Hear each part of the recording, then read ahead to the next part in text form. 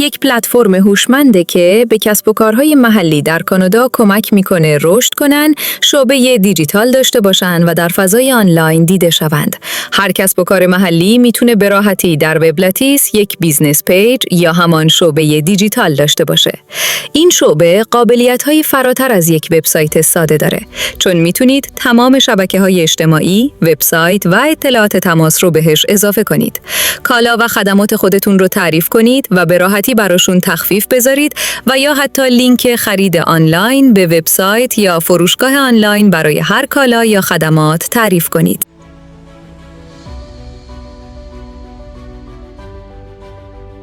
میتونید برای فالوورها یا مشتریان بالقوه هدیه عضویت تعریف کنید تا برای فالو کردن بیزنس پیج شما انگیزه داشته باشن و همچنین برای خریدهای بعدیشون بهشون تخفیف بدید. وقتی مشتری فالو کنه، شما به راحتی میتونید مشتری رو در لیست فالوورهاتون ببینید. از اونجا به بعد با کمک باشگاه مشتریان هوشمند وبلاتیس، مشتری به کسب و کارتون وفادار میشه. این قابلیت رو در ویدئوی باشگاه مشتریان بررسی کردیم. میتونید برای فالوورهاتون کد تخفیف تعریف کنید و اونها میتونن از این کدها موقع مراجعه استفاده کنند. هر کس فالوور شماست این آفر رو میبینه. همچنین میتونید همینجا ویدئوهای یوتیوب رو هم بذارید تا مشتری بیشتر با شما و محصولات یا خدماتتون آشنا بشه.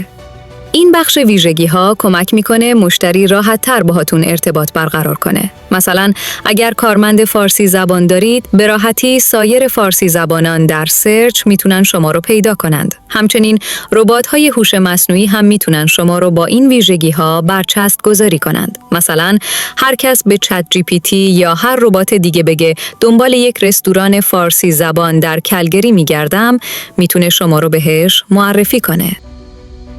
خبر خوب این که همه این آپشن ها رو شما میتونید بدون نیاز به نیروی فنی یا ادمین داشته باشید.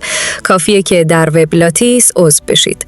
وقتی شعبه دیجیتال شما فعال شد، به صورت خودکار توسط ربات وبلاتیس به گوگل و سایر موتورهای جستجو و چت‌بات های هوش مصنوعی معرفی میشه. بعد از اون شعبه دیجیتال شما از گوگل و چت‌بات های هوش مصنوعی براتون لید یا مشتری بالقوه میاره. همچنین کاربران وبلاتیس هم میتونن شما رو ببینن و خودتون هم میتونید لینک این شعبه دیجیتال رو توی بایوی اینستاگرام درج کنید.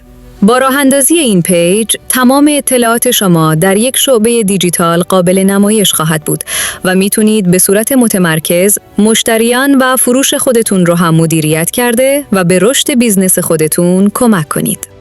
وبلاتیس، آینده هوشمند کسب و کارها.